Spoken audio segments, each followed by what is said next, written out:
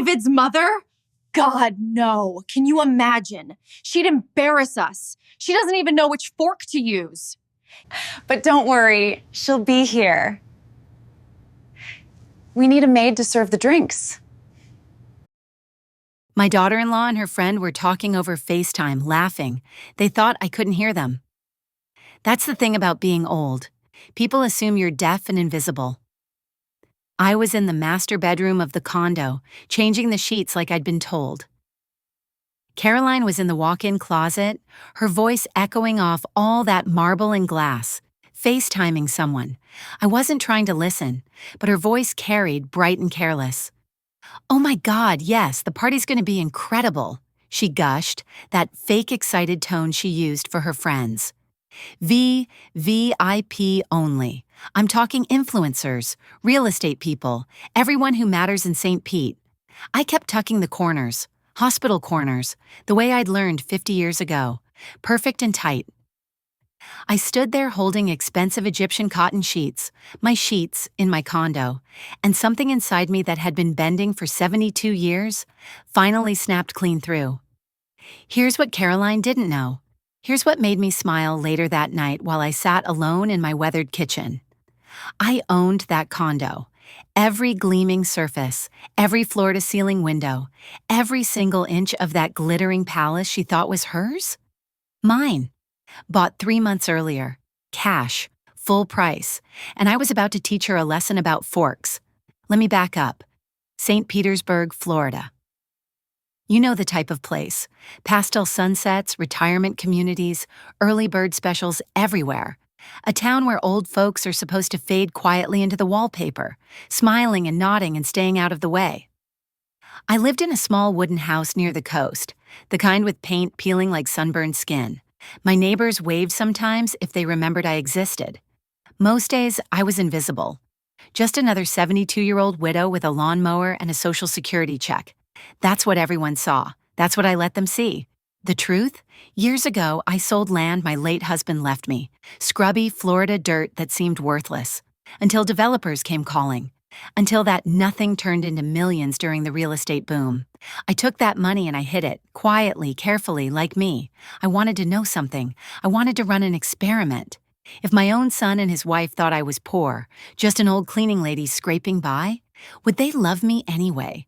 Would they see me as a person or just as a burden? The answer came slowly, painfully, over months of small cruelties.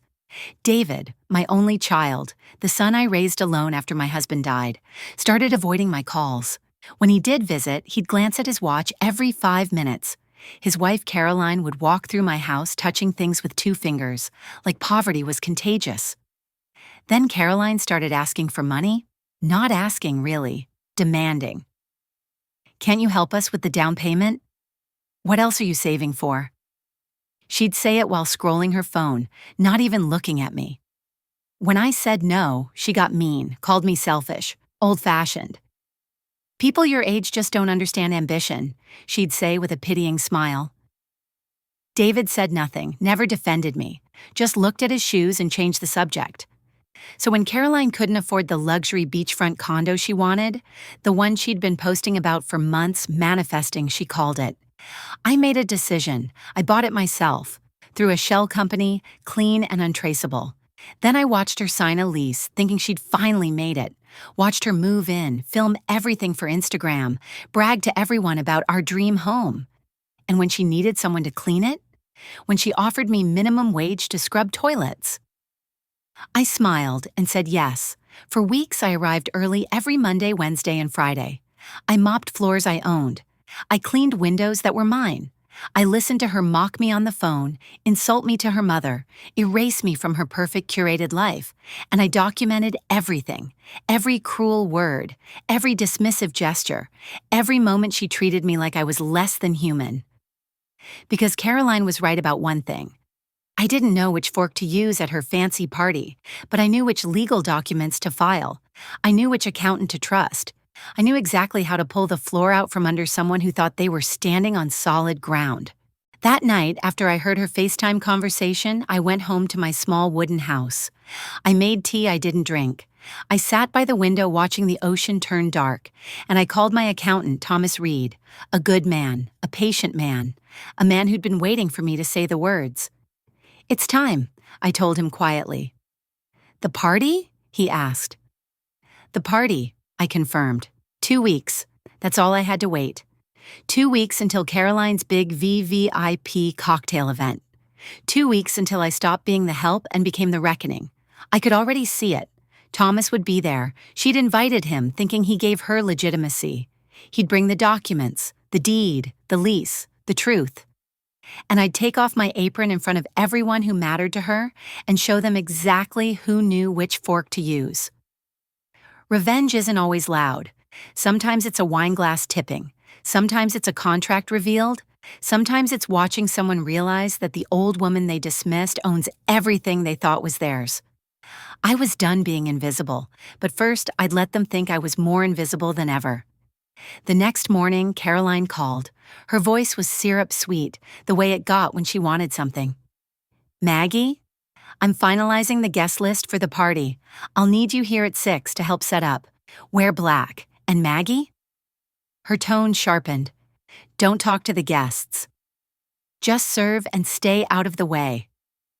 I closed my eyes, took a breath, felt the smile spread across my face. "Of course, dear," I said gently, "whatever you need."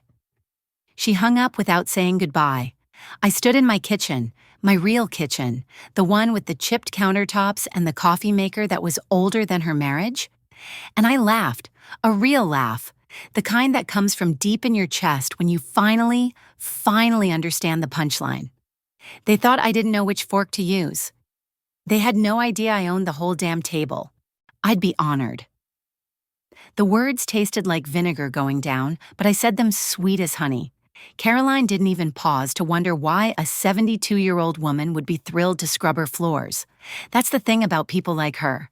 They never question their own cruelty. They just accept it as the natural order of things.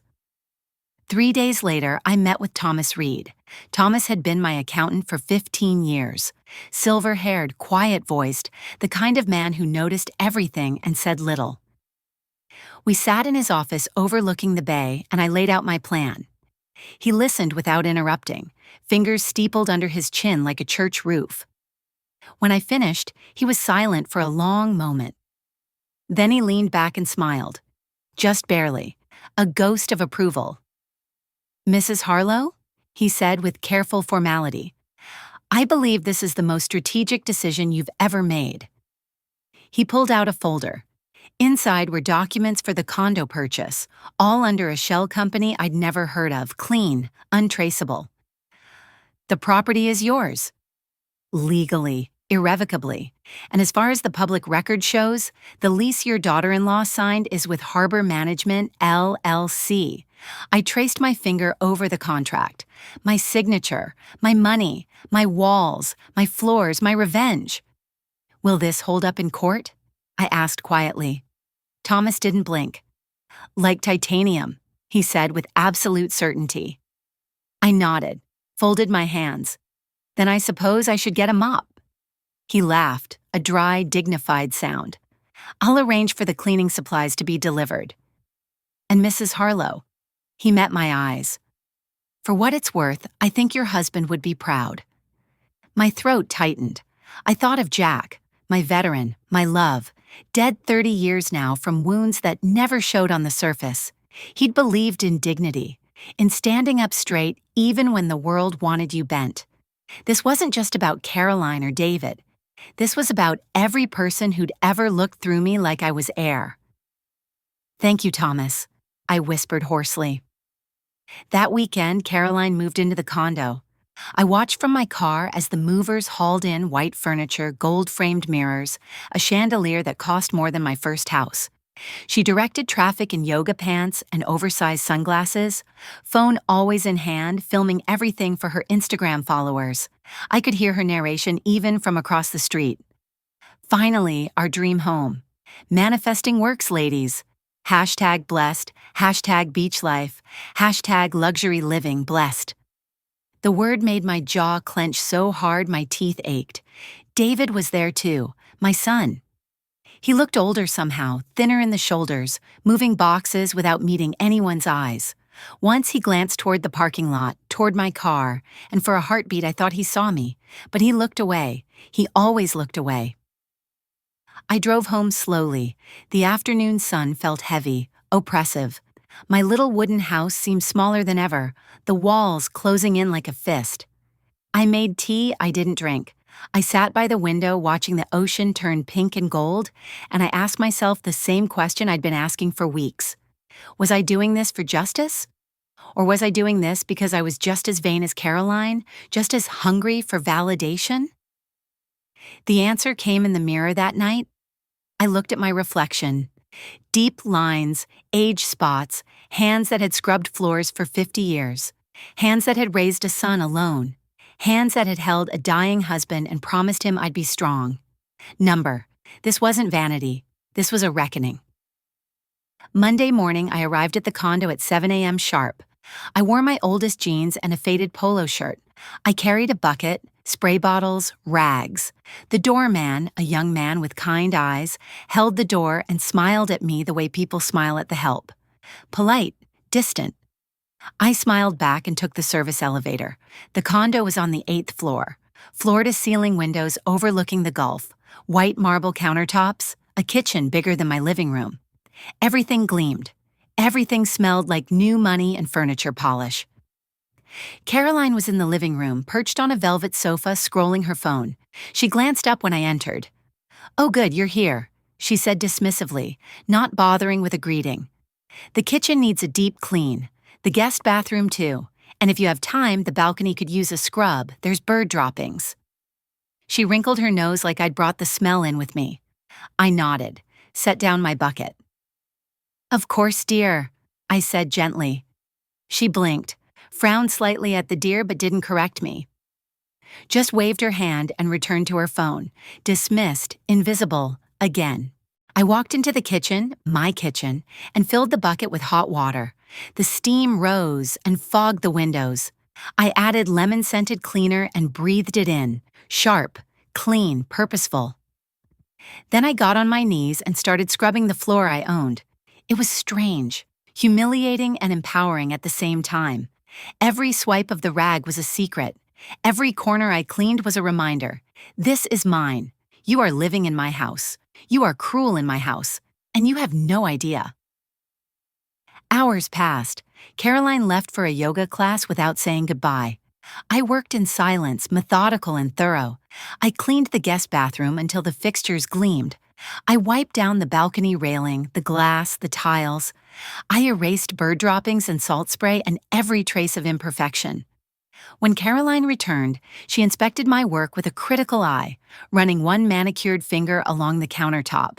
She nodded grudgingly. "Not bad," she murmured absently. Then she handed me 3 $20 bills. $60 for 6 hours of work. I took the money, folded it carefully, smiled. "Thank you," I said softly. She was already walking away. I stood there in the pristine kitchen in my own condo, holding money for cleaning my own floors, and I felt something cold and bright settle into my chest. Not anger anymore, something sharper, clearer, certainty. This experiment had an answer now. They didn't love me. They didn't even see me. I was a service, a convenience, a discount generation relic they could use and discard.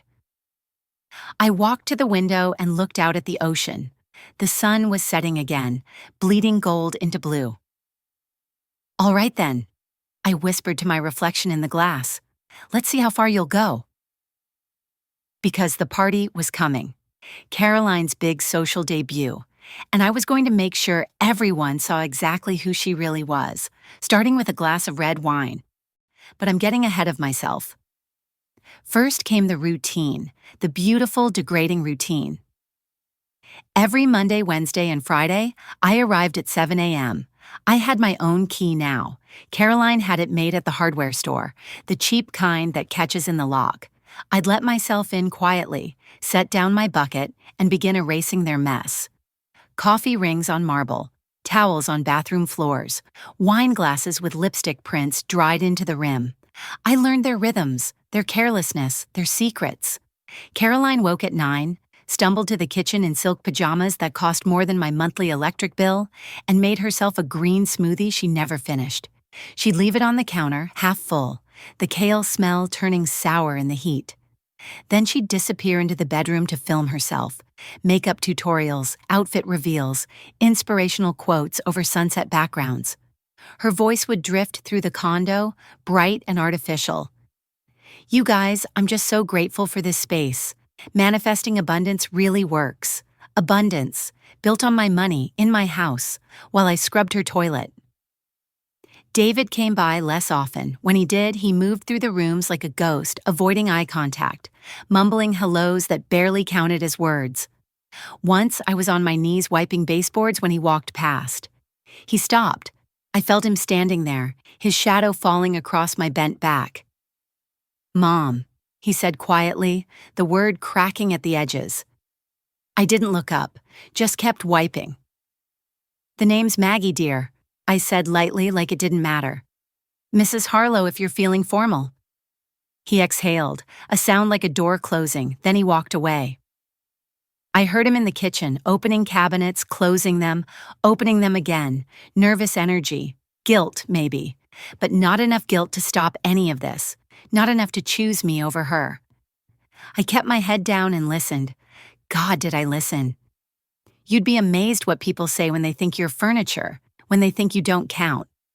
One afternoon, Caroline's mother visited, Eleanor Davis, 70-something, face pulled tight from too many procedures, dripping in gold jewelry that clinked when she moved. She swept into the condo like she owned it, air-kissed Caroline, and didn't even glance my way. They sat on the balcony drinking champagne while I cleaned the kitchen. Their voices carried through the open door. "Darling, this place is divine," Eleanor purred with exaggerated delight. "You've done so well for yourself."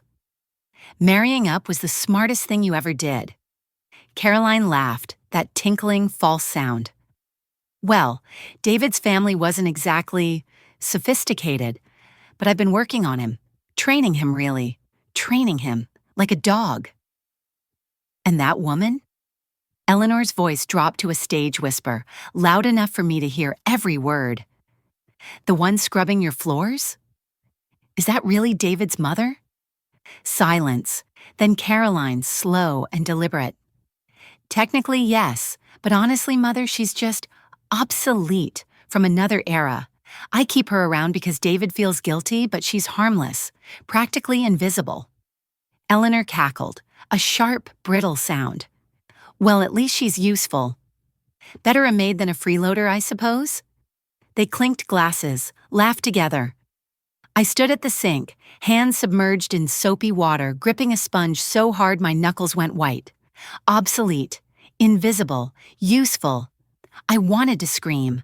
I wanted to march out there and flip their champagne in their smug faces. But instead, I took a breath, dried my hands, and smiled. Because rage is useful too, especially when you save it. That night I called Thomas, told him what I'd heard. He was quiet for a moment, then spoke with calm precision. "Document everything," he said firmly. "Dates, times, exact words if you can remember them. We may need it." "For what?" I asked, though I already knew. "For when this goes public," he said with quiet satisfaction. "And Mrs. Harlow?" "It will go public." Weeks passed. I became part of the scenery. Caroline stopped acknowledging me altogether. She'd walk past while I was mopping and not even shift her path. I'd have to step aside or get trampled. David avoided the condo when I was there.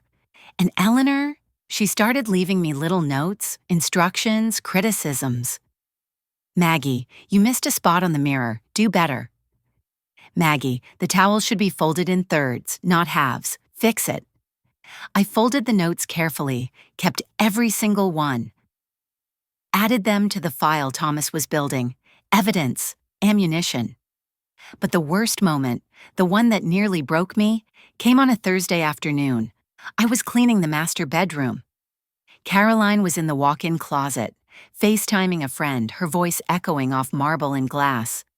"Oh my God, yes, the party's going to be incredible," she gushed breathlessly. VVIP only. I'm talking influencers, real estate moguls, everyone who matters in St. Pete. We're finally going to be somebody. Her friend said something I couldn't hear. Caroline laughed. David's mother? God, no. Can you imagine? She'd embarrass us. She doesn't even know which fork to use. Her voice turned mockingly sweet. But don't worry, she'll be here. Someone has to serve the drinks. The words hit like a slap. Not the insult. I'd grown used to those. But the certainty. The assumption that I'd just comply. Serve her guests. Smile while they looked through me. I stood there holding her designer sheets, and something shifted. Hardened. I walked to the closet door, knocked softly. Caroline glanced up, annoyed. What? About the party, I said meekly, making my voice small and uncertain. What time should I arrive? She barely looked at me. 6. Wear something plain, black if you have it. And Maggie? Her tone turned sharp. Don't talk to the guests. Just serve and stay out of the way. I nodded, smiled. Of course, dear. Whatever you need. She waved me away like smoke. I finished making the bed, fluffed the pillows, left the room spotless. Then I went home, sat at my kitchen table, and called Thomas again. The party's in 2 weeks, I said steadily, my voice cold and clear. I know, he replied calmly. I've already received my invitation. Apparently, I'm good enough for her guest list. Will you bring the documents? A pause. Then, I'll bring everything we need. Mrs. Harlow, are you sure you want to do this? Once we pull this trigger, there's no going back. I looked out my window at the ocean. The sun was setting again, painting everything gold and red, the colors of fire, of endings. Thomas, I said quietly, I've been invisible my whole life. It's time people finally saw me. Understood, he said with deep respect. Then let's make sure they never forget. 2 weeks, 14 days until Caroline's glittering perfect party. 14 days until I stopped being the help and became the reckoning. I could already taste the red wine. The 2 weeks crawled by like wounded animals, slow, painful, necessary. Caroline threw herself into party planning with manic intensity. She hired a decorator, some pretentious man who kept saying words like aesthetic and curated, while gesturing at furniture that was already perfectly fine. She ordered flowers from Miami, orchids, white and bloodless, like something you'd see at a funeral. The caterer came 3 times to discuss the menu: oysters, champagne, tiny portions on huge plates, food designed to be photographed, not eaten. Caroline followed him around with her phone, filming everything, narrating for her followers in that breathy, excited voice. You guys, this party is going to be epic. I'm talking Gatsby vibes, old money energy, old money. The irony was so thick I could have spread it on toast. I kept showing up, kept cleaning, kept my mouth shut and my ears open. I memorized the guest list. Caroline left it on the kitchen counter, scribbled on monogrammed stationery. 30 names, real estate developers, Instagram influencers, a city councilman, a lifestyle blogger who called herself the Gulf Coast Goddess, and Thomas Reed. His name was there in Caroline's looping handwriting, underlined twice. She wanted her accountant there, or rather she wanted whoever seemed important and wealthy. Thomas fit the bill. Distinguished, well-dressed, the kind of man who made other people feel legitimate just by showing up. She had no idea what he was really there for. 1 week before the party, Eleanor arrived with shopping bags, designer dresses for Caroline to choose from. They spread them across the bed like spoils of war, silk, sequins, plunging necklines. I was changing the sheets in the guest room, close enough to hear everything.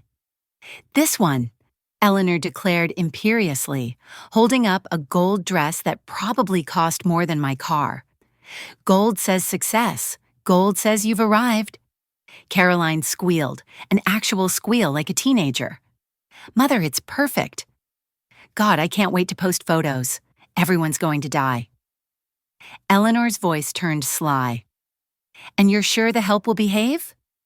We can't have any embarrassments. The help, that's what I was now. Not Maggie. Not David's mother. The help. Caroline waved her hand dismissively. Oh, she knows her place. She'll serve drinks and stay invisible. That's what she's good at. I stood in the doorway of the guest room, fresh sheets in my arms, and watched them through the crack. Two women preening in front of a mirror, drunk on their own reflections. They didn't see me. They never did. But I saw them. Every flaw, every crack in the facade. And I remembered. The day before the party, Caroline gave me my instructions. She stood in the kitchen, my kitchen, with a clipboard and a tone that could have cut glass. Maggie, listen carefully, she said briskly, all business. Guests arrive at 7. You'll be here at 6 to help with final setup. Black dress, white apron if you have one. Hair pulled back. Minimal makeup, actually no makeup. We want you professional, not noticeable. I nodded meekly. Yes, dear. You'll circulate with drinks. Champagne and wine only, no beer. This isn't that kind of event. If anyone asks you questions, smile and deflect. Do not engage. Do not tell anyone you're David's mother. Do you understand? Do not tell anyone you're David's mother. The words hung in the air like smoke. I felt something inside me, something that had been bending and bending, finally snapped straight, steel where there used to be wire. I understand perfectly, I said softly, meeting her eyes for just a moment. She blinked, looked away. Good. And Maggie, this party is important. Don't mess it up. I wouldn't dream of it, I murmured with absolute sincerity. She left the room. I stood there alone, surrounded by gleaming countertops and expensive appliances, and I smiled, really smiled, the kind of smile that has teeth. That night, I called Thomas one last time. Tomorrow, I said simply. Tomorrow, he confirmed, his voice steady and sure. I'll arrive at 7:30, fashionably late. That gives you time to observe, to let the party settle into its rhythm. And the documents? In my briefcase. The deed, the lease Caroline signed, the shell company paperwork, everything authenticated, notarized, bulletproof. He paused. Mrs. Harlow, I want you to be prepared. When this happens, it's going to be ugly. Are you ready for that? I thought about 72 years of being looked through, of raising a son who learned to be ashamed of me, of scrubbing floors in my own house while strangers insulted me, of being called obsolete, invisible, useful only for what I could do, never for who I was. Thomas, I said quietly, my voice hard as stone. I've been ready my whole life. The day of the party dawned bright and merciless. Florida sun poured through my windows like molten gold. I woke early, showered, and stood in front of my closet for a long time. I owned one black dress. Simple, cheap. The fabric was thin from too many washings. I put it on, added a white apron I'd bought at a thrift store, pulled my gray hair into a tight bun, looked at myself in the mirror. An old woman stared back. Invisible, forgettable, perfect. I arrived at the condo at 6. The decorator was still there, adjusting orchids and candlelight. The caterer's team moved through the kitchen like a choreographed dance. Everything smelled like expensive perfume and cold shrimp. Caroline emerged from the bedroom at 6:30, and I have to admit, she looked stunning. The gold dress clung to her like liquid metal. Her hair was perfect. Her makeup was perfect. She looked like a woman who had everything. She barely glanced at me. Start polishing the glasses, she ordered curtly, and make sure there are no fingerprints. Everything has to be flawless, in my house, using my glasses. Of course, I said meekly, and I began to polish. Guests started arriving at 7. They came in clouds of perfume and cologne, laughter spilling through the door like champagne. I recognized faces from Caroline's Instagram, the lifestyle blogger, the real estate mogul, the city councilman with his much younger wife. They swept through the condo exclaiming over the view, the decor, the ambiance. No one looked at me. I was a shadow with a tray. I moved through the crowd, offering champagne, refilling glasses, collecting empties. I listened to fragments of conversation, real estate prices, vacation homes, stock portfolios, people measuring their worth in numbers. David arrived at 7:15. He looked uncomfortable in a suit that didn't quite fit, his smile nervous and strained. Caroline attached herself to his arm immediately, parading him around like a trophy. "My husband," she'd say, and he'd nod and shake hands and avoid looking anywhere near me. At 7:30, Thomas walked through the door. He was impeccable. Charcoal suit, silver tie, a leather briefcase in his hand. He greeted Caroline warmly, complimented the condo, and accepted a glass of wine. Then his eyes found mine across the room. He nodded. Barely. Just a fraction of movement. It was time.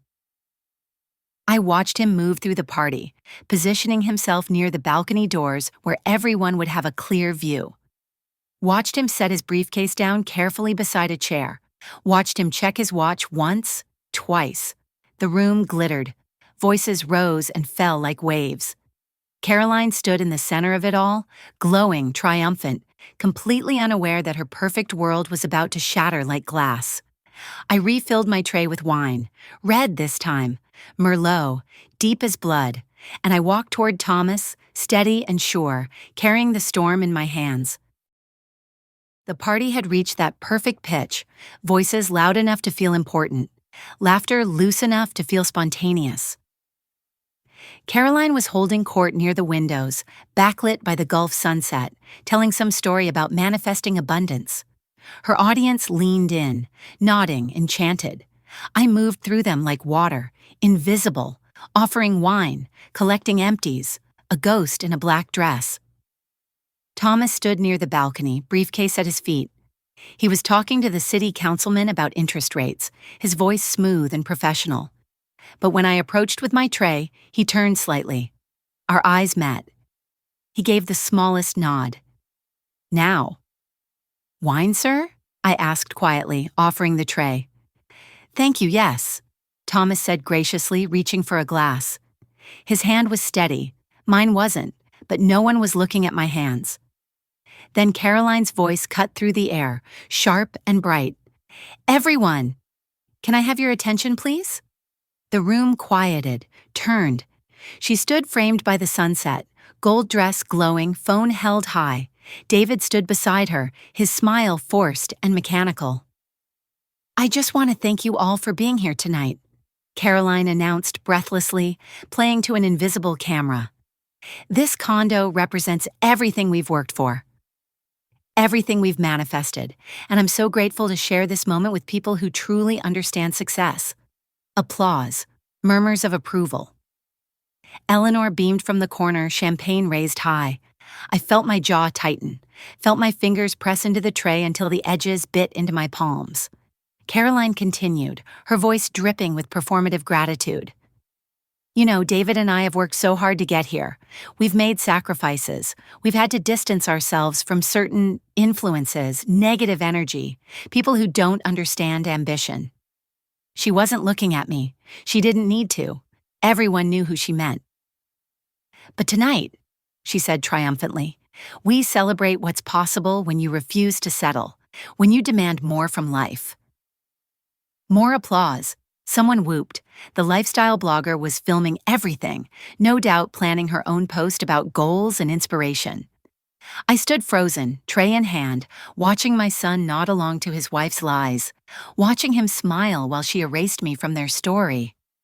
That's when Thomas moved. He stepped forward, glass of wine in hand, positioned perfectly in the center of the room. "Caroline," he said warmly, his voice carrying. "What a beautiful speech, truly inspiring." She turned to him, glowing. "Thank you, Thomas. That means so much coming from you." He raised his glass. "I'd like to propose a toast," he said smoothly, and everyone raised their glasses in response. "But then, and I'll remember this moment until I die." Thomas turned, looked straight at me, and smiled. "To honesty," he said clearly, "and to finally giving credit where credit is due." He stepped toward me. The room watched, confused but curious. I stood there, tray trembling in my hands. And then Thomas stumbled. Not obviously, just a slight misstep, a shift in balance. His wine glass tipped. Red liquid arced through the air in slow motion, catching the light like thrown rubies. It splashed across Caroline's gold dress, right across the bodice, a crimson stain spreading like blood. She shrieked, a high, piercing sound. "Oh my God!" "My dress, you idiot." The room gasped, froze. Thomas stepped back, his expression perfectly calibrated between apologetic and unconcerned. "I'm so terribly sorry," he said calmly, not sounding sorry at all. "How clumsy of me." Caroline was frantically dabbing at the stain with her hands, panic rising in her voice. "This dress cost $4,000. $4,000. Do you have any idea?" "I have every idea," Thomas interrupted gently, his voice cutting through her hysteria like a knife. "In fact, Caroline, I know exactly what everything in this condo costs." The air changed. Tension crackled like electricity before a storm. "What?" Caroline's voice was shrill, defensive. Thomas set down his empty glass, reached for his briefcase. "Because I hold the financial records," he said evenly, opening the case. "For the actual owner." Time stopped. The room went silent. I could hear the ocean through the open balcony doors, waves breaking against the shore. Caroline laughed nervously. "What are you talking about?" "David and I own this condo. We signed the lease. We ... "You signed a lease." Thomas agreed mildly, pulling out a folder. "With Harbor Management LLC, a shell company." He opened the folder. "Whose sole proprietor is Margaret Harlow." He looked at me. Everyone looked at me. I set down my tray. My hands were shaking, but my voice was steady. "That's me," I said quietly. "I'm Margaret Harlow." The silence was deafening. Caroline's face went white, then red, then white again. That's not possible. You're the help. I'm the owner," I said louder now. I reached behind my back and untied my apron. Let it fall to the floor. "Of this condo, these floors you made me scrub, these windows I cleaned, this view you bragged about on Instagram." Eleanor made a choking sound. The city councilman's mouth fell open. David stood frozen, his face the color of ash. "You see," I continued, my voice growing stronger with every word, "I bought this property 3 months ago. Cash, full price. Then I rented it to you, to my own son and his wife, because I wanted to know something." I looked directly at Caroline. "I wanted to know if you'd love me if you thought I was poor. If you'd treat me with respect if you thought I had nothing." Caroline's mouth opened and closed like a fish. No sound came out. "And you answered that question," I said softly, and the softness was more cutting than shouting. "You called me obsolete, invisible, useful only for what I could do. You made me clean toilets in my own house. You told your friends not to talk to me. You erased me from your story." The room was frozen. No one moved, no one breathed. "So let me tell you a story," I said, my voice steady as stone, "about a woman who worked 3 jobs to raise her son after her husband died. Who sold land for pennies that later sold for millions. Who could have lived in luxury but chose to test whether her own family valued her as a human being." I turned to David, finally looked at him.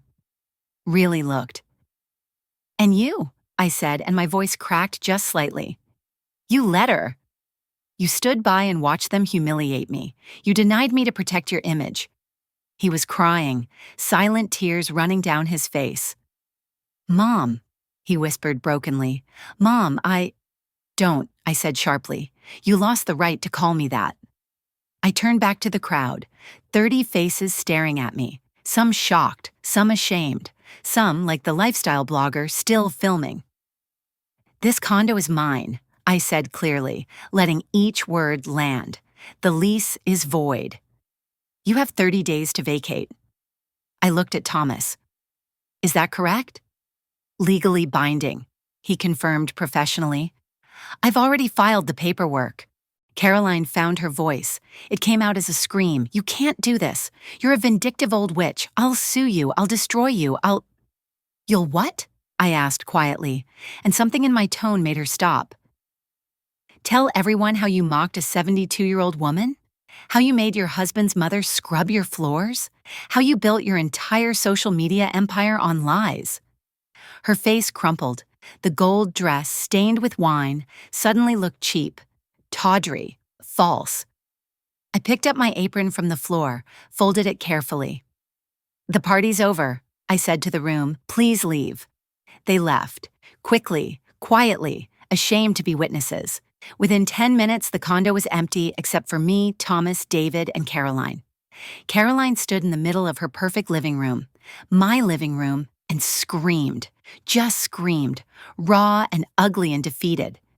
David sank into a chair, head in his hands. Thomas closed his briefcase. "Mrs. Harlow," he said respectfully, "I've reserved a suite for you at the Vinoy. You shouldn't stay here tonight." I nodded, looked around one last time, at the orchids and the candlelight and the shattered illusion.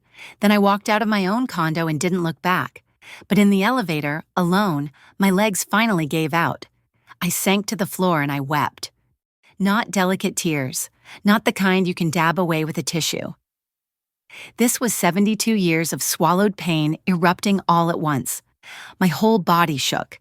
The elevator hummed around me, descending, and I pressed my forehead against the cool metal wall and sobbed until my throat was raw. I'd won. I'd exposed them. I'd reclaimed my dignity in front of 30 witnesses. So why did I feel so empty? The elevator doors opened in the parking garage. I pulled myself up, wiped my face with shaking hands, and walked to my car. My legs felt like water. My chest ached. I sat in the driver's seat for a long time, keys in my lap, staring at nothing. The Vinoy Resort. Thomas had mentioned it. A historic hotel on the bay, the kind of place I'd walked past 100 times but never entered. Too expensive, too fancy, not for people like me. Except I could afford it now. I could afford anything. That was the joke, wasn't it? I'd always had the money. I just never had the permission, from myself or anyone else, to use it. I drove there slowly, windows down, letting the salt air sting my swollen eyes. The hotel glowed against the dark sky, all Spanish architecture and warm lighting. A valet approached when I pulled up. Young man, kind smile.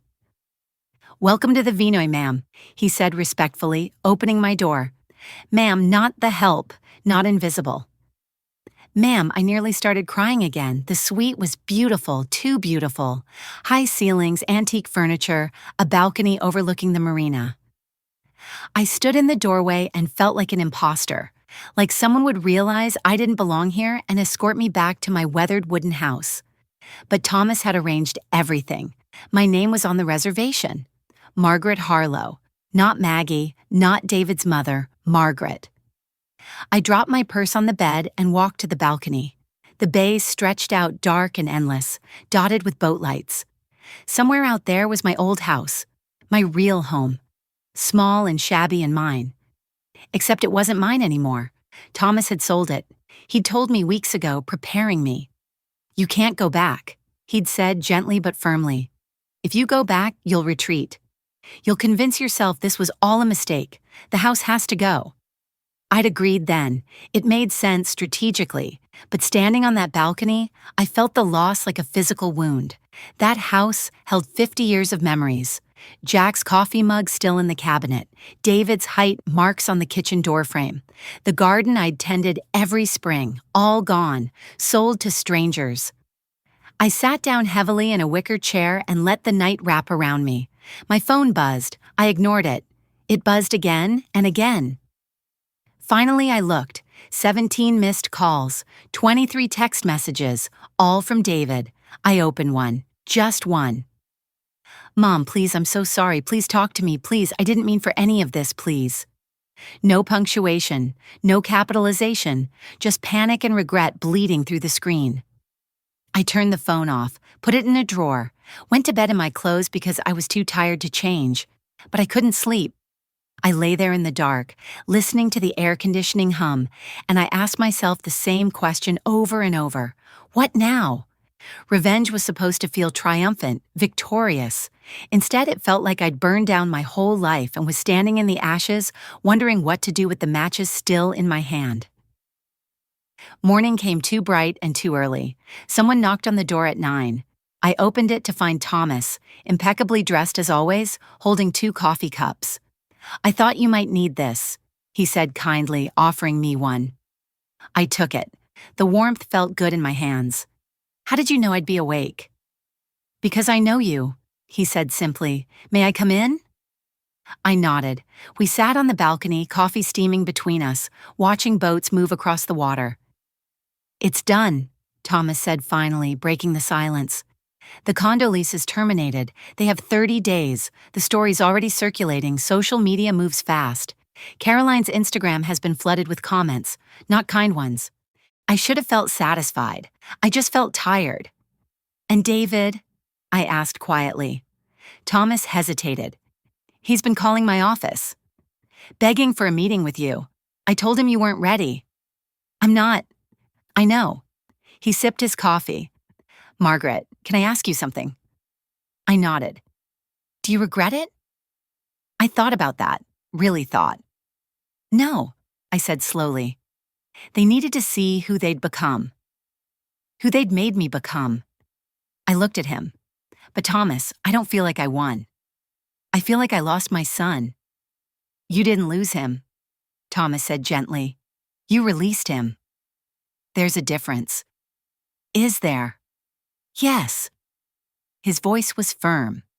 "You released him from the lie that he could have both, a wife who degraded you and a mother who tolerated it. You forced him to choose. That's not losing, that's truth-telling." A boat horn sounded in the distance. Seagulls circled overhead, crying. "What about the old house?" I asked, my voice breaking slightly. Thomas set down his coffee, turned to face me fully. "It sold in 3 days, cash offer, above asking." He paused. "I put the proceeds in your foundation account?" "My what?" "The Harlow Foundation for Dignity," he said matter-of-factly. "I took the liberty of filing the paperwork last month. You mentioned once that you wanted your legacy to mean something. This is how." I stared at him. "You started a foundation?" "Without asking me?" "I started the legal framework," he corrected calmly. "You'll decide what it does. How it helps people. But yes, I moved forward because I knew you'd talk yourself out of it. You'd say you weren't worthy or important enough." His eyes were kind but unyielding. "You're wrong about that, Margaret." My throat closed. I couldn't speak. Thomas stood. "Take your time. Grieve what you need to grieve, but don't retreat. Don't make yourself small again." He pulled an envelope from his jacket. "This is the foundation information, and this," he pulled out a second envelope, "is a letter from Caroline's attorney." My stomach dropped. "She's suing me." "She's threatening to," Thomas corrected. "Emotional distress, public humiliation. It's a desperate move. It won't hold up, but it does mean this isn't over." I took the envelope. My hands shook. "She wants a war," I said flatly. "She wants her dignity back," Thomas said.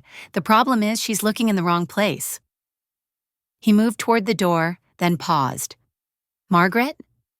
You stood up, you spoke truth. Now you have to decide. Do you want justice or do you want peace? Can I have both?" He smiled sadly. "Rarely. Usually we have to choose." He left. I sat there holding 2 envelopes, one offering a future, one threatening more pain, and I realized something profound and terrifying. Revenge was easy. It had a target, a plan, an ending. But what came after? That required something harder. It required deciding who I wanted to be when the anger finally burned out. I opened the foundation envelope first, read through the paperwork, saw my name, Margaret Harlow, founder and director, printed in official legal type. Then I opened Caroline's letter, skimmed the threats, the demands, the accusations, and I made a decision. I picked up my phone, turned it on, ignored the avalanche of messages, called Thomas. "I need a lawyer," I said steadily, "a good one. If she wants a fight, I'll give her one. But this time, I'm fighting for something bigger than revenge. What's that? Thomas asked. Respect, I said. For every invisible woman who's ever been told she doesn't matter. There was a smile in his voice. I'll make the calls. I hung up, stood on the balcony. The sun was high now, burning off the morning haze. Somewhere in this city, Caroline was planning her counterattack, and I was ready. The lawsuit came officially 3 days later, delivered by courier to the Vinoy, thick envelope, legal letterhead. Caroline was suing me for $2 million. Emotional distress, intentional infliction of harm, public humiliation, defamation of character. I read it twice, sitting in my hotel suite, and I laughed. Actually laughed. A dry, bitter sound. She wanted $2 million for being exposed as cruel, for having her lies revealed, for facing consequences. The audacity was almost impressive. Thomas arrived an hour later with my attorney. Her name was Patricia Vance. Late 50s, steel gray hair cut sharp as a knife, eyes that missed nothing. She wore a navy suit that looked like armor. Mrs. Harlow, she said crisply, shaking my hand with a grip like iron. I've reviewed your case. This lawsuit is garbage. Legally speaking, I blinked. Garbage? Complete trash, Patricia confirmed bluntly, sitting down and opening her briefcase. Your daughter-in-law signed a legal lease. You fulfilled that lease. You own the property. You have documentation. She has hurt feelings. She pulled out a folder. But here's what concerns me. This isn't really about money. This is about image. She's trying to control the narrative. How? I asked. Patricia slid her tablet across the table. Social media. She posted this yesterday. I looked at the screen. Caroline's Instagram, a photo of her crying, artfully lit, makeup still perfect, with a caption that made my blood boil. Heartbroken, betrayed by family. Sometimes the people you trust most turn out to be your greatest enemies. But I won't be silenced. Justice is coming. Hashtag toxic family, hashtag narcissistic abuse, hashtag speaking my truth. The post had 30,000 likes, thousands of comments. People calling me a monster, a manipulator, telling Caroline to stay strong and get what you deserve. My hands shook. She's lying. She's making me look like the villain. Of course she is, Patricia said matter-of-factly, because the truth makes her look terrible, so she's rewriting it. She took back the tablet, which is why we're going to court, and why we're going to win. How? My voice was small, uncertain. Patricia smiled. It was the smile of a shark. Evidence. Thomas gave me everything, the lease, the Instagram posts where she bragged about the condo, the screenshots of her calling you obsolete and invisible, the notes Eleanor left criticizing your work. She leaned forward. Margaret, we don't just have a case. We have a reckoning. The trial was set for 6 weeks later, 6 weeks of waiting, preparing, rehearsing my testimony until the words felt hollow in my mouth. I moved out of the Vinoy and into a small furnished apartment near the water. Nothing fancy, just clean and quiet. I needed space to think, to breathe, to figure out who Margaret Harlow was when she wasn't angry anymore. David called every day. I never answered. He left voicemails, long, rambling, desperate. Mom, please. I know I failed you. I know I was a coward. Just talk to me, please. I saved them all. Didn't listen. Couldn't. Not yet. The day of the trial arrived cold and bright. January in Florida, the sky scrubbed clean. I wore a navy suit Patricia had helped me choose. Simple, dignified. I pulled my gray hair back and looked at myself in the mirror.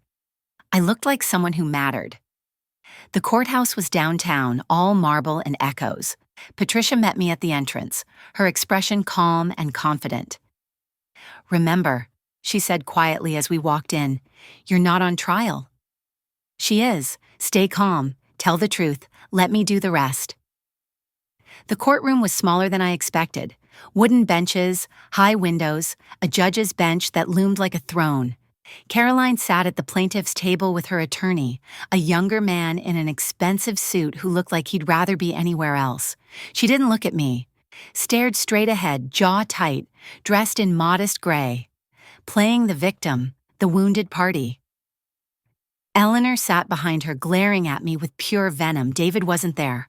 I'd heard through Thomas that he'd been subpoenaed but refused to testify for either side. Coward to the end. The judge entered. Everyone stood. An older woman, black with kind eyes and a no-nonsense expression. Judge Andrea Morrison. She looked at both parties, then at the paperwork, and sighed. "Let's get started," she said wearily, like she'd seen this story 1,000 times. Caroline's attorney went first, painted me as a vindictive, manipulative woman who'd orchestrated an elaborate scheme to humiliate his client.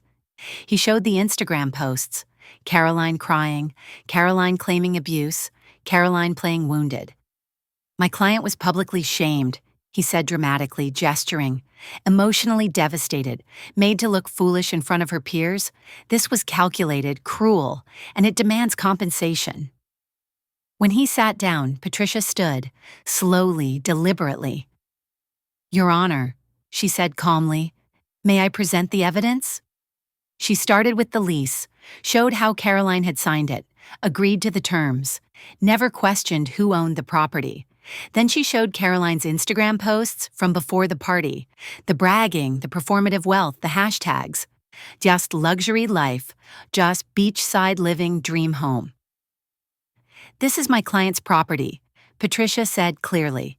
"Mrs. Harlow bought it legally, rented it legally, and when her own family treated her as subhuman, as a servant in her own home, she made a choice. She revealed the truth. Then came the screenshots. Every cruel word, every dismissive comment. Caroline calling me obsolete, Eleanor's nasty notes, David's silence." The courtroom was silent.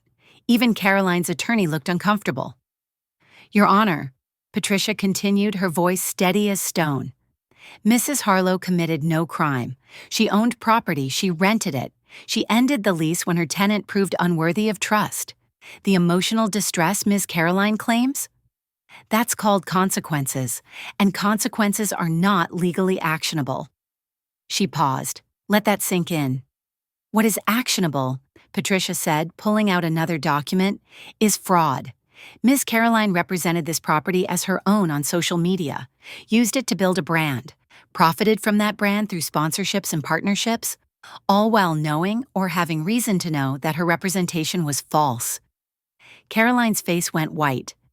"We are filing a countersuit," Patricia announced, "for fraudulent misrepresentation, and we are requesting that the court dismiss the plaintiff's claims with prejudice." The judge looked at Caroline, then at me, then at the mountain of evidence spread across Patricia's table. "Ms. Harlow," Judge Morrison said to Caroline, her tone sharp, "did you or did you not represent this property as your own on social media?" Caroline's attorney whispered to her urgently. She hesitated. I thought it was ours. I didn't know she—" "Did you ask?" The judge interrupted. Caroline's mouth opened, closed. "No." "Did you sign a lease clearly stating you were a tenant, not an owner?" Silence. "Answer the question, Miss Harlow." "Yes," Caroline whispered miserably. Judge Morrison sat back. "Then I fail to see how you have standing to claim emotional distress when you failed to perform basic due diligence." She looked at Caroline's attorney. "Your client signed a lease. She bragged about a property she didn't own. She treated the actual owner as a servant, and now she's suing because she got caught." The judge's voice turned cold. "Counselor, this is a waste of the court's time." She banged her gavel once, sharp, final. "Case dismissed, with prejudice. Mrs. Margaret Harlow's countersuit will proceed separately. We're adjourned." The courtroom erupted, not with noise, but with a wave of rustling, shifting energy. Caroline's face crumpled. Eleanor looked like she'd been slapped, and I sat there, hands folded, feeling something I hadn't felt in 72 years, vindication. Patricia leaned over, whispered, "That's not all. I'm donating your countersuit settlement when we win it to your foundation. under Caroline's name. She'll do good whether she wants to or not. I smiled, really smiled. Poetic. We stood, walked out of the courtroom into bright January sun. Reporters were waiting. Apparently the case had gotten attention. Local news, social media. Patricia handled them smoothly, releasing a prepared statement. I stood beside her, silent, dignified. One reporter called out, "Mrs. Harlow, how does it feel to win?" I paused, looked at the cameras. "It feels like the beginning," I said quietly. "Not the end." That night, back in my apartment, I received a text from an unknown number. "Mom, I saw the news. I'm proud of you. I don't deserve forgiveness, but I'm trying to be better. David." I stared at the message for a long time. Then I deleted it, but something inside me shifted, just slightly. The war was over. Now came the harder part, deciding whether there could ever be peace. 3 years passed. That's how long it took for the anger to fade into something softer. Not forgiveness, not yet, but something like understanding, or maybe just exhaustion. Rage is heavy. Eventually, you have to set it down or it crushes you. The Harlow Foundation for Dignity opened in the spring. A small building near the waterfront, painted pale yellow with windows that caught the morning light. Inside, we offered what I'd never had: respect. Job training for older women, legal aid for those facing housing discrimination, a place where being 70 didn't make you invisible. The settlement from Caroline's countersuit funded the first year. Patricia had won decisively. Caroline owed $200,000 for fraudulent representation. Every penny went to the foundation, under her name, just like Patricia promised. The irony was delicious. Caroline's cruelty now funded kindness. Her name, once associated with vanity and lies, was now attached to something good, something real. I heard through Thomas that she'd left St. Petersburg, divorced David, moved somewhere north, started over under a different Instagram handle. I didn't look for her, didn't need to. She was a chapter that had closed. David, though, David was harder to let go. He'd lost everything after the trial. His job, turns out banks don't love public scandals. His marriage, his reputation. Last I heard, he was working as a janitor for the city. The same kind of work he'd once mocked. The kind of work his mother had done. The universe has a sense of humor. He still texted sometimes, not often, maybe once every few months. Short messages, never asking for anything, just updates. Started therapy. Working at the rec center. It's honest work. I think about you every day. I never responded, but I never blocked the number either. The foundation's opening ceremony was small. Just me, Thomas, Patricia, and about 30 women we'd already helped. No press, no Instagram posts, just coffee and pastries and stories shared in a circle of folding chairs. One woman, Rosa, 68, recently evicted by her own daughter, stood up and spoke through tears. "I thought I was worthless," she said, her voice trembling with emotion.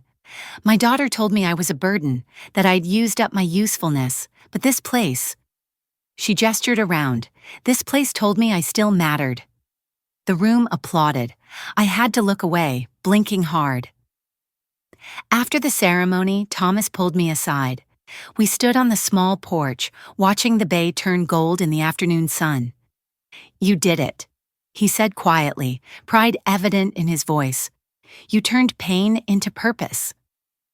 "We did it," I corrected gently. He smiled. "Your husband would be proud, Margaret." I thought of Jack, Vietnam vet, died too young, left me with nothing but debt and a piece of worthless land. Except it wasn't worthless. None of it was. Not the land, not the struggle, not even the humiliation. "I think he would," I said softly, my voice catching. Thomas cleared his throat, pulled an envelope from his jacket. "This came for you." Certified mail, I took it. My name in familiar handwriting. "David's." My hands shook. "When?" "This morning." I stared at the envelope. Didn't open it. "What do you think it says?" Thomas was quiet for a moment. I think it says what he should have said 3 years ago. But Margaret, it doesn't matter what it says. What matters is whether you're ready to hear it. I slipped the envelope into my purse. Not yet. That's okay, Thomas said simply. Healing has its own timeline. 2 months later, on a Tuesday afternoon, I finally opened it. Inside was a single sheet of paper, David's handwriting messy and urgent. Mom, I don't expect you to read this. I don't expect anything, but I need to say it anyway. I was a coward. I let her treat you like garbage because I was ashamed, not of you, but of myself. I wasn't the success I wanted to be. I wasn't the man I thought I should be, and instead of dealing with that, I let you take the fall. I see it now. I see everything I took for granted, your strength, your dignity, your love. I'm working as a janitor. I clean the recreation center where you used to take me as a kid. Remember the pool? You'd sit in those plastic chairs for hours while I swam. You never complained. Every day I mop those floors, I think of you. I think of how I watched you clean floors in your own house and said nothing, did nothing. I can't undo it. I can't go back. But I'm trying to be the man you deserve to raise. There's no pressure here, no expectation. I just wanted you to know. I finally understand what you were trying to teach me. Respect isn't given, it's earned and then it's returned. I love you. I'm sorry. David, I read it 3 times, sat at my kitchen table, a new apartment, new furniture, new life, and cried. Not angry tears this time, just sad, just human. He'd learned. Too late to save what we had, but not too late to save himself. I folded the letter carefully, put it in a drawer, and I thought about it for 2 weeks. Then, on a Sunday morning, I texted him. Coffee, next Saturday, 10 a.m., grounds downtown. He responded in seconds. I'll be there. Saturday came cold and clear. I arrived early, sat at a corner table, ordered black coffee I didn't drink. My hands wouldn't stop shaking. At exactly 10, David walked in. He looked different, older, thinner. His hair was graying at the temples. He wore work clothes, jeans, a faded jacket. He saw me and froze, like he'd forgotten I was real. Then he walked over slowly, a small white box in his hands. Hi, Mom, he said tentatively, his voice rough with nerves. David, I acknowledged quietly. He sat, set the box on the table between us. I brought this, he said, his words stumbling. I don't know if you remember. You used to say, before everything. You said you just wanted a slice of apple pie, something simple, something sweet. I stared at the box, my throat closed. I laughed, he continued, and his voice broke. I laughed like it was stupid, like wanting something small made you small. He pushed the box toward me. I'm not laughing anymore. I opened it. Inside was a single slice of apple pie, homemade from the looks of it. Cinnamon and sugar smell rising like a prayer. You made this? I asked hoarsely. I tried, he said with a sad smile. It's probably terrible. I'm not good at this stuff, but I needed.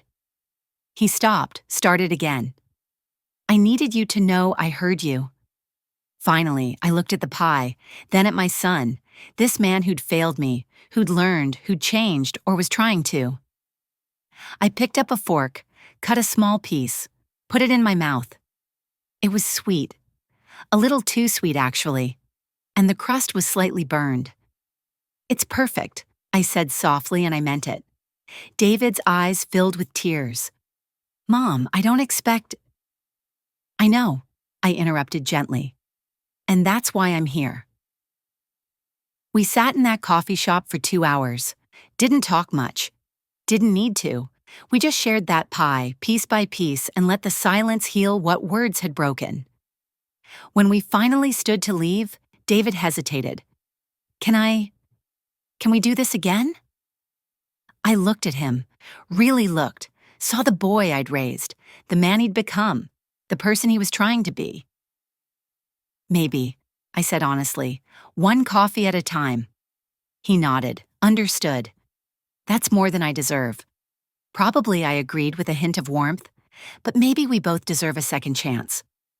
He smiled, tentative, hopeful, real. We walked out together into the bright Florida morning. We didn't hug, didn't make promises, just walked to our separate cars and drove to our separate lives. But something had shifted.